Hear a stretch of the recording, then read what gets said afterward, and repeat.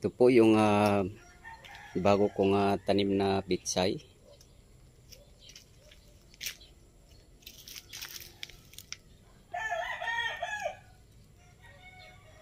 So bali first batch po itong pitsay na to.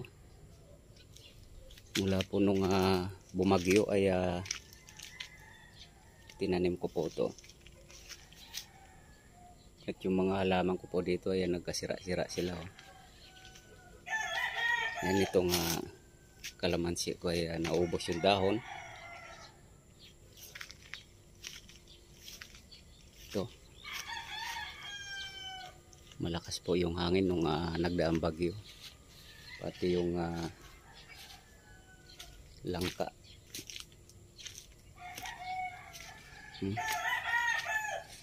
Isang niya ay nahati. Imbis na tuwid po yan. Ayan, naging dalawang hati po siya. Pero okay lang po dahil at least buhay siya.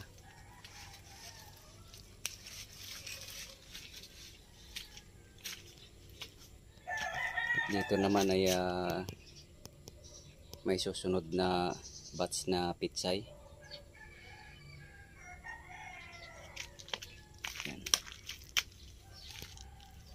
May susunod ako na itatanim na pitsay dito. Papunta po doon. Diyan. So hintayin ko lang po na medyo lumaki na itong kabila para hindi po sabay-sabay.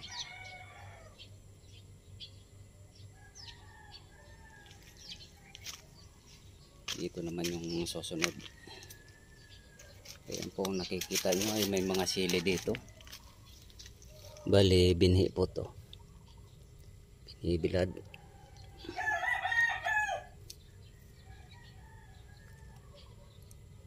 So kapag pwede na yan ay dito po yan ang tatanim sa gilid.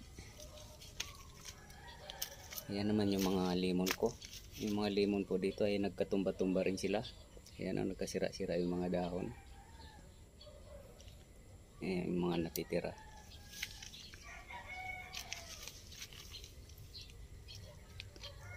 At ito naman yung iba.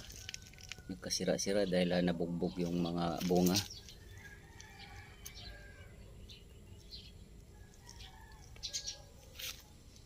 Malakas po yung hangin nung nagdaang bagyo. Ito pong lakatang ko na saging na to ay natumba po to. Iwan ko lang kung makarecover pa to.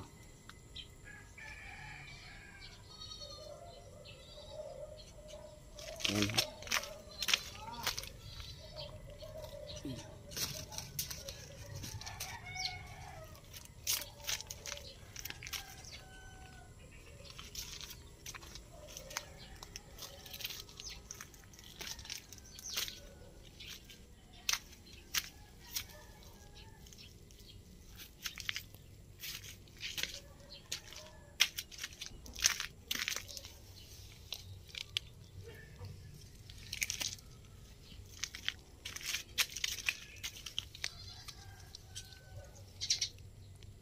Ito naman yung bayabas.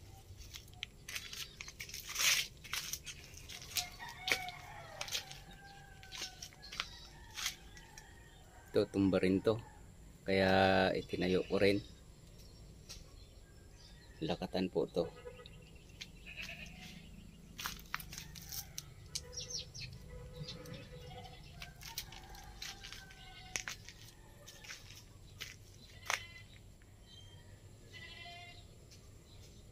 Ang dami pong natumbang mga puno dito nung nagdaang bagyo. So ito yung first batch. Ito yung second. Baka itong pang-tatlo yung dito naman. So palit-palitan lang po yung pagtatanim ko ng pitsay dito. Hindi pwedeng sabay-sabayin. Para pag naubos to, yun naman ang kasunod. Pag naubos yan, so pwede na naman tataniman ulit. So yun naman yung harvestin sa susunod. At ito naman yung susunod pag nagawa ko rin to. So mangyayari po dito ay magiging pitsay na po itong rito, area na yan.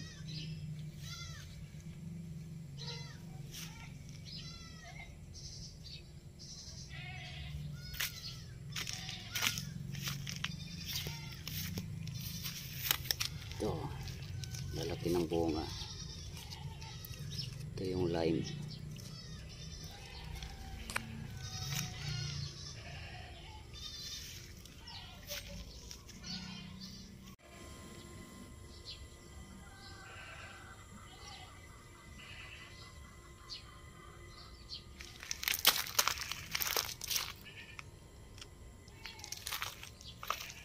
So madali lang po itong ma-harvest itong mga pitsay na to.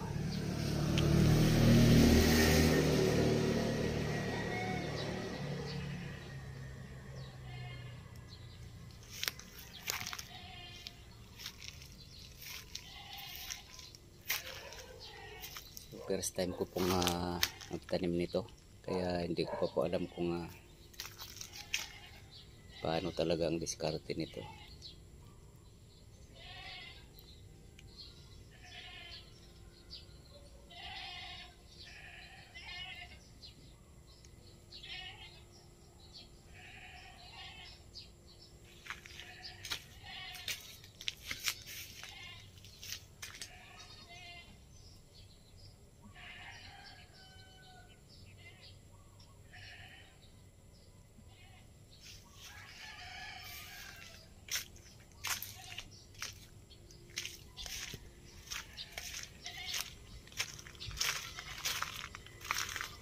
Yung sili naman na to, ubusin lang tong bunga na to.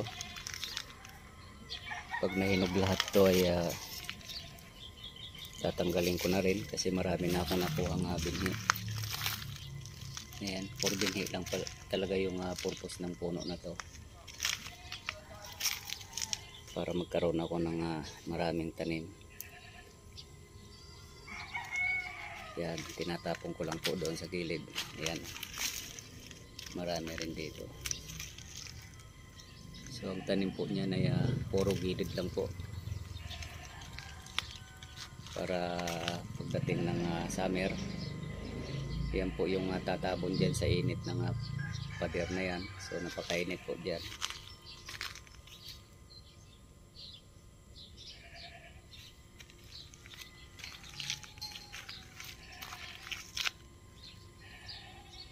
So hanggang dito na lang po muna ang video kong ito. Salamat po sa inyong panonood. Please like, subscribe na lang po and hit notification bell para sa susunod na mga video. God bless all po.